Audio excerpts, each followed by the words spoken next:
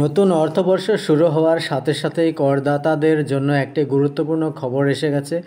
মূল্যায়ন বছর 2025-26 এর জন্য আয়কর রিটার্ন জমা দেওয়ার প্রক্রিয়া শুরু হয়েছে। আয়কর বিভাগ ইতিমধ্যে কিছু প্রয়োজনীয় ফর্ম উপলব্ধ করেছে এবং অনলাইন ফাইলিং পোর্টাল শীঘ্রই চালু হবে বলে আশা করা হচ্ছে। আয়কর বিভাগ সূত্রে খবর, ব্যক্তিগত করদাতা, বেতনভোগী এবং যাদের অ্যাকাউন্ট অডিট করার প্রয়োজন নেই এবং হিন্দু অবিভক্ত পরিবারদের জন্য বহুল ব্যবহৃত ITR-1 এবং ITR-4 ফর্মগুলি উপলব্ধ করা হয়েছে। শীঘ্রই ITR-2 এবং অন্যান্য ফর্মগুলি উপলব্ধ হবে বলে আশা করা হচ্ছে। করদাতারা আয়কর বিভাগের অফিসিয়াল পোর্টাল থেকে প্রয়োজনীয় ইউটিলিটি ডাউনলোড করে অনলাইনে রিটার্ন প্রস্তুত করতে পারেন। অনলাইন ফাইলিং পরিষেবাও শীঘ্রই শুরু হবে। মনে রাখবেন, যে সকল করদাতাদের অ্যাকাউন্ট অডিট করার প্রয়োজন নেই তাদের জন্য আয়কর রিটার্ন জমা দেওয়ার শেষ তারিখ হলো 31শে জুলাই 2025। সময়সীমা পেরিয়ে গেলে জরিমানা বা সুদ প্রযোজ্য হতে পারে।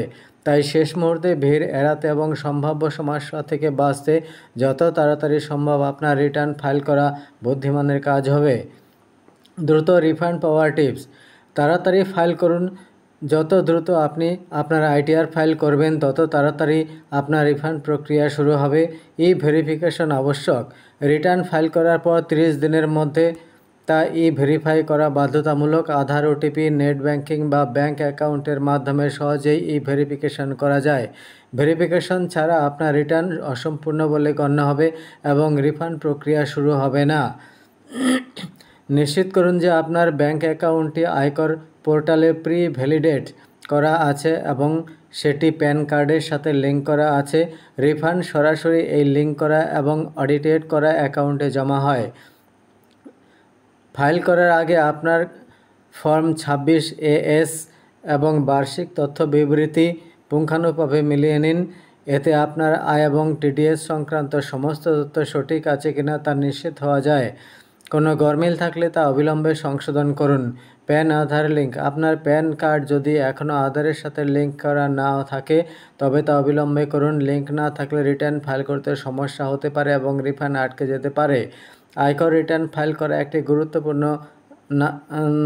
নাগরিকদের দায়িত্ব।